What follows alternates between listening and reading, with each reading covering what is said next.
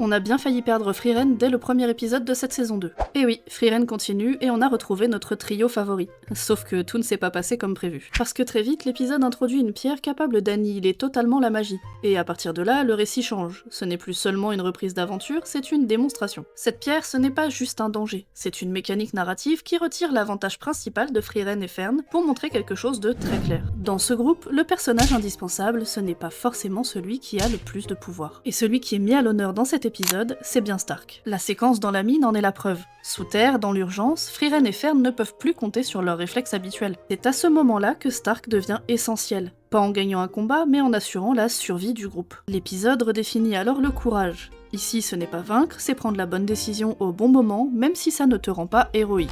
Par la suite, l'épisode insiste aussi sur l'importance de Stark avec un détail. Virbel lui a proposé de partir en tant que soldat pour la guerre contre les démons au Grand Nord. Et il a refusé. Ce qui montre que Stark a une valeur réelle reconnue, et qu'il pourrait servir ailleurs. Mais il fait le choix de rester avec elle, parce qu'au-delà des compétences, il y a l'attachement, et surtout la motivation qu'elles lui ont apportée à un moment où il ne croyait plus en lui-même. Au final, cet épisode ne sert pas juste à introduire une pierre anti-magie. Il rappelle surtout une vérité simple. Sans Stark, les chances de survie du groupe s'effondrent totalement.